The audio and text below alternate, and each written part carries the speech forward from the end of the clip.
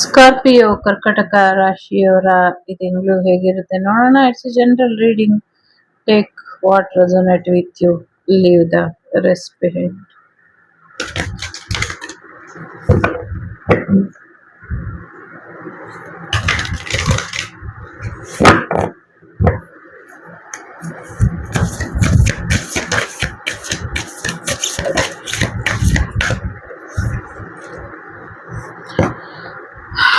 ಏನೋ ಒಂದು new creation ಬರ್ತಾ ಇದೆ ಅನ್ನುವಂಥದ್ದು ಇದೆ. ಹೊಸ ವಿದ್ಯೆ ಬರ್ತಾ ಇದೆ. ಮೆಡಿಟೇಷನ್ ಮಾಡಿ.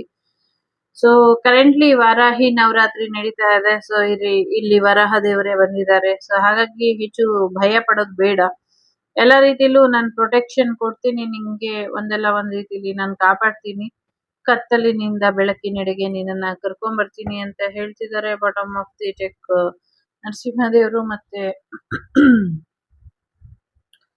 ಗೌತಮ ಬುದ್ಧರು ಇದ್ದಾರೆ. ಸೊ ಮೆಡಿಟೇಷನ್ ಮಾಡಿ, ಶತ್ರುಗಳ ಬಗ್ಗೆ ಭಯ ಬೇಡ, ದೇವರ ಪ್ರಾರ್ಥನೆ ಮಾಡಿ, ನಿಮ್ಗೆ ಇನ್ನ ಹೆಚ್ಚಿನ ಒಳ್ಳೇದಾಗತ್ತೆ ಅನ್ನುವಂಥದ್ದು ಇದೆ.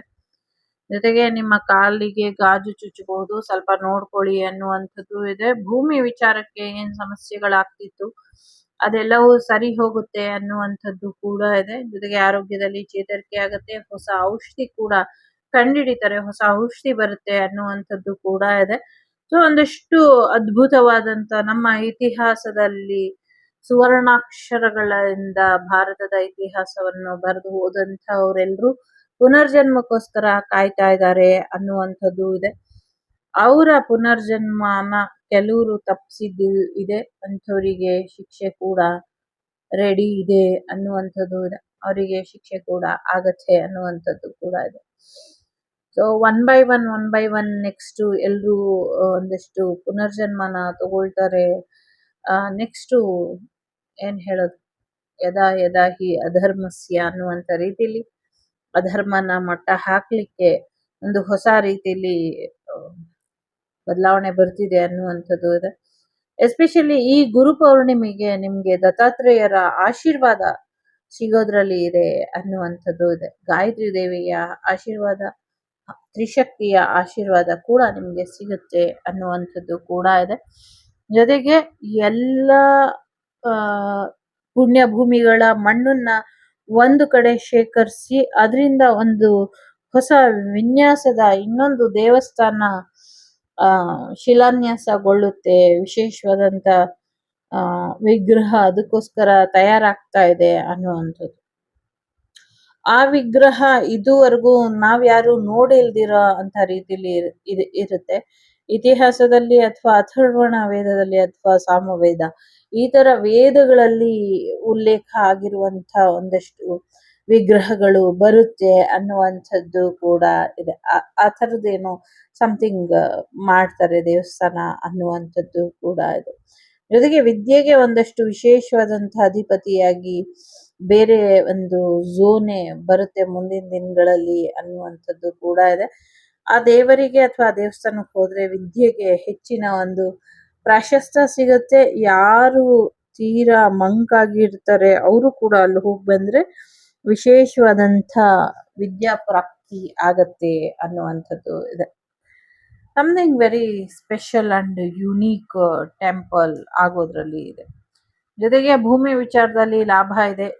ಒಂದಷ್ಟು ಭಯ ಇದ್ರೆ ಭಯ ಬೇಡ ಅನ್ನುವಂಥದ್ದು ಇದೆ. ಕುಂಡಲಿನಿ ಶಕ್ತಿ ಜಾಗೃತ ಆಗ್ತಾ ಇದೆ ಅನ್ನುವಂಥದ್ದು ಇದೆ.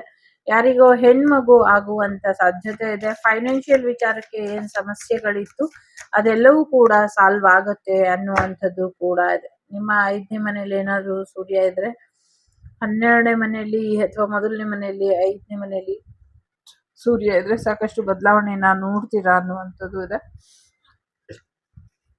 ಆ ತಾಯಿ ಶಕ್ತಿ ನವಗ್ರಹಗಳ ನಾಯಕಿ ನಿಮ್ಮ ಜೀವನಕ್ಕೆ ಹೆಚ್ಚಿನ ಯಶಸ್ಸು ತರಬೇಕು ಅಂತ ಅನ್ಕೊಂಡಿರ್ಬೇಕಾದ್ರೆ ಯಾರು ನಿಮ್ಮನ್ನ ತಡೆಯೋದು? ಯಾರು ತಡೆಯಲ್ಲ. ಗುರು ಇದ್ದಾರೆ, ಮಂಗಳ ಬುಧ, ಗುರು ಮಂಗಳ ಬುಧ ಮತ್ತೆ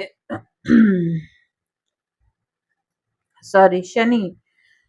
ಸೊ ಸಾಕಷ್ಟು ಒಂದು ಬದಲಾವಣೆನ ನೀವು ನೋಡ್ತೀರಾ. ತುಂಬಾ ಸ್ಟ್ರಾಂಗ್ ಆಗಿ ಇದೆ. ಈಗ ನಿಮ್ಮ ಕರೆಂಟ್ ಪ್ಲಾನೆಟ್ ಏನಿದೆ ಎಲ್ಲವೂ ಕೂಡ ತುಂಬಾ ಸ್ಟ್ರಾಂಗ್ ಆಗಿ ಇದೆ. ನಿಮ್ಮ ಸೋಲ್ ಪರ್ಪಸ್ ಕಡೆ ಗಮನ ಕೊಡ್ಬೇಕಾಗಿರುವಂತ ಸಮಯ. ಸೋಲ್ ಪರ್ಪಸ್ ಕಡೆ ಗಮನನ ಕೊಡಿ. ಕೋಪನ ಮಾಡ್ಕೊಂಬೇಡಿ. ಶತ್ರುಗಳೆಲ್ಲರೂ ಕೂಡ ಅಂತ್ಯ ಆಗ್ತಾರೆ ಅನ್ನುವಂಥದ್ದು ಕೂಡ ಇದೆ. ಜೊತೆಗೆ ನಿಮ್ಮ ಕಾನ್ಫಿಡೆನ್ಸ್ ನಿಮ್ ಜೊತೆ ಇರ್ಲಿ. ನಿಮ್ಮ ನಂಬಿಕೆನೆ ನಿಮ್ಗೆ ಅದೃಷ್ಟನ ತಂದ್ಕೊಡುತ್ತೆ. ನಂಬಿ ಕೆಲ್ಸನ ಮಾಡಿ ಅನ್ನುವಂಥದ್ದು ಕೂಡ ಇದೆ.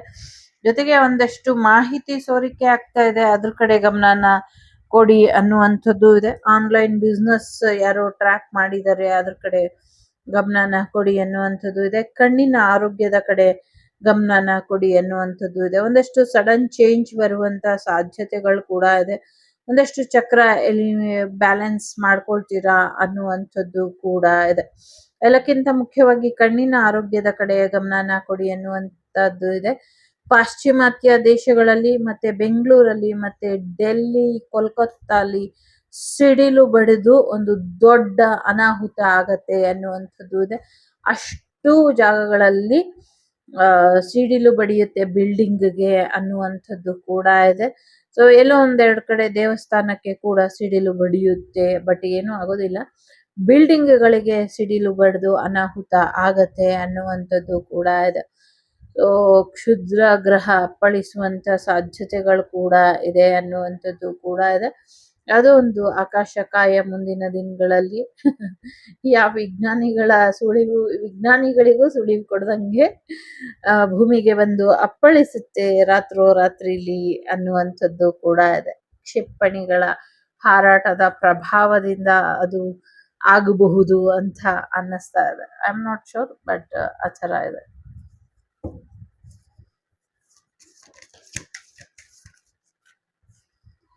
ಎಸ್, ಯಮಧರ್ಮರಾಯ ಕಾಯ್ತಾ ಇದ್ದಾರೆ. ದೇವರ ಆಶೀರ್ವಾದ ನಿಮ್ಗೆ ಸಿಗ್ತಾ ಇಲ್ಲ ಅನ್ನುವಂಥದ್ದು ಕೂಡ ಇದೆ. ದೇವಿ ಮೇಲೆ ಕೋಪನ ಮಾಡ್ಕೊಂಡಿರಬಹುದು ಅನ್ನುವಂಥದ್ದು ಕೂಡ ಇದೆ. ಒಂದು ನ್ಯೂ ಕ್ರಿಯೇಷನ್ ನಿಮ್ ಜೀವನಕ್ಕೆ ಬರ್ತಾ ಇದೆ. ಒಂದು ಹೊಸ ಹುಟ್ಟು, ಹೊಸ ಅವತಾರ, ಹೊಸ ಬದಲಾವಣೆ, ಒಂದು new beginning, brand new energy, brand new life ನಿಮ್ದಾಗೋದ್ರಲ್ಲಿ ಇದೆ ಅನ್ನುವಂಥದ್ದು ಇದೆ. ನಿಮ್ಮ ಪೂರ್ವಜರ ಒಡವೆಗಳು ನಿಮ್ಗೆ ಸಿಗುವಂತ ಸಾಧ್ಯತೆ ಇದೆ. ಪೂರ್ವಜರ ಒಡವೆಗಳು ಸಿಗುತ್ತೆ ಅನ್ನುವಂಥದ್ದು ಕೂಡ ಇದೆ.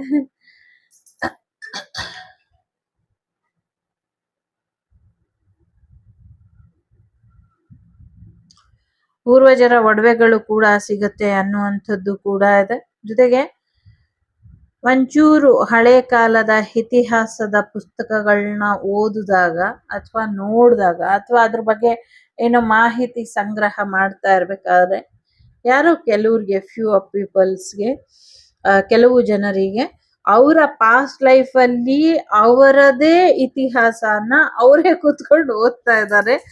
ಇದೊಂದು ಅನುಭವನ ಅವರು ಪಡ್ಕೊಳ್ತಾರೆ ಅನ್ನುವಂಥದ್ದು ಇದೆ. ಸೊ ಅವರದೇ ಆದ ಇತಿಹಾಸನ ಅವರು ಸೃಷ್ಟಿ ಮಾಡಿ, ಹಿಂದಿನ ಪಾಸ್ಟ್ ಲೈಫ್ ಅಲ್ಲಿ ಸೃಷ್ಟಿ ಮಾಡಿದಂತ ಇತಿಹಾಸನ ಕೂತ್ಕೊಂಡು ಅವರೇ ಓದ್ತಾ ಇರುವಂತ ಎನರ್ಜಿ ಇಲ್ಲಿ ಇದೆ. ತುಂಬಾ ಅಮೇಝಿಂಗ್ ಅಂತ ಅನ್ಸುತ್ತೆ. ಮತ್ತೆ ಕೆಲವು ಶತ್ರುಗಳನ್ನ ಹೇಗೆ ಸದೆ ಬಡಿದ್ರು ಅಥವಾ ಕೆಲವು ಶತ್ರುಗಳು ಹೇಗೆ ಇಲ್ಲ ಆದ್ರು ಅಥವಾ ಅವರ ಕಾರ್ಯವೈಖರಿ, ಕೌಶಲ್ಯಗಳು ಇದೆಲ್ಲವನ್ನು ಕೂಡ ಅವರು ಓದಿ ಯಾರೋ ಎಷ್ಟು ಮಾಡಿದಾರಲ್ವಾ, ಹೇಗ್ ಮಾಡಿದಾರಲ್ವಾ ಅಂತ ಇರ್ತಾರೆ.